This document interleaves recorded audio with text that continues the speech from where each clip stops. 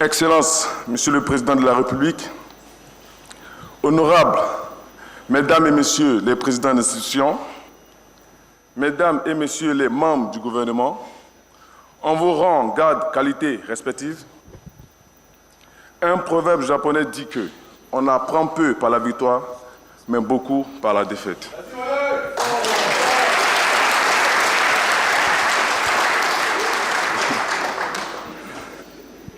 Et nous avons énormément appris au soir du 29 janvier, où nous perdions contre la Guinée équatoriale. La chose la plus forte, la plus difficile que nous ayons apprise, c'est que nous étions seuls face à notre destin. Nous étions pris entre le choc de la défaite et celui de la colère de nos supporters. En dehors de nos familles, tout le monde nous avait tourné le dos. Plus personne ne cherchait à nous rencontrer, à nous appeler ou même à prendre de nos nouvelles.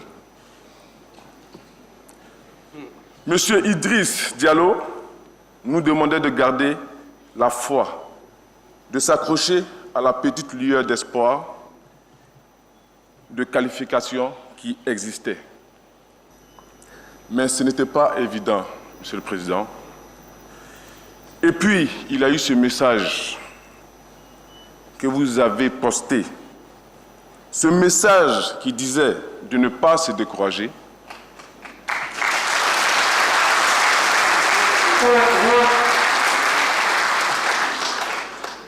Et que vous aviez la certitude que la Côte d'Ivoire aura la CAN une troisième fois très bientôt.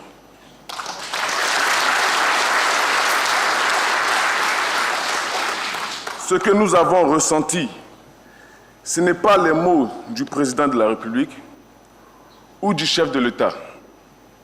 C'était les mots d'un père aimant qui donne de la confiance parce qu'il fait confiance.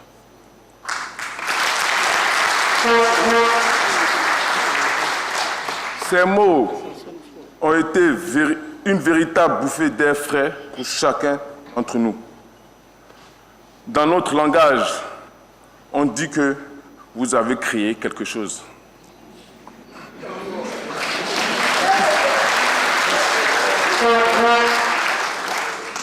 Et je voudrais, au nom de mes camarades ici présents, vous dire merci.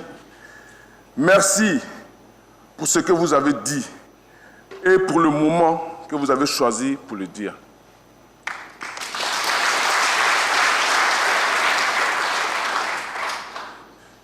Monsieur le Président, ici présent dans cette équipe, nous avons des enfants issus de toutes les régions de la Côte d'Ivoire. Et nous avons montré à la Côte d'Ivoire qu'une Côte d'Ivoire unie est capable de beaucoup de choses.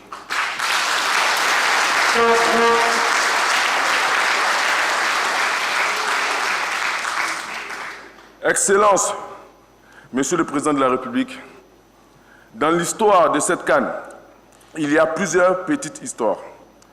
Vous connaissez celle de Haller, d'Adingra, de Kessié, de Aurier, du coach Faye, peut-être moins les histoires d'Evan Ndika, de Seko, de Nicolas, de Oumar, de Seri. Mais celle que nous avons tous en commun, c'est l'histoire d'un groupe de joueurs, d'encadreurs, staff technique, fédération, qui se sont retrouvés au fond d'un gouffre. Un groupe d'hommes et de femmes qui ont appris que pour assumer leur destin, pour faire face à leurs responsabilités, ils devaient compter sur les autres.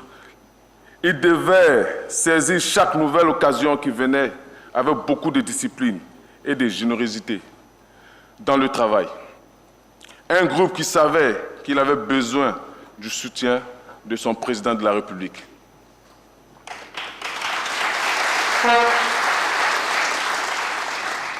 Monsieur le Président, vous avez créé quelque chose de fort en nous.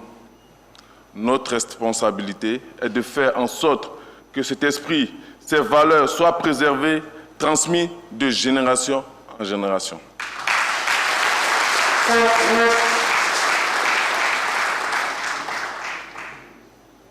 C'est un héritage. Comme le président Idriss l'a dit, nous sommes votre commando.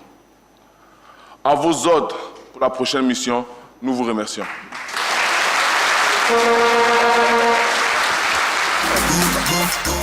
Alors, Monsieur Habib Sanogo, comment ne pas marquer un ton d'arrêt sur ces mots forts prononcés par Max Gradel, qui dit, je cite, « Nous étions seuls face à notre destin, abandonnés de tous, seules nos familles prenaient de nos nouvelles. Quand nous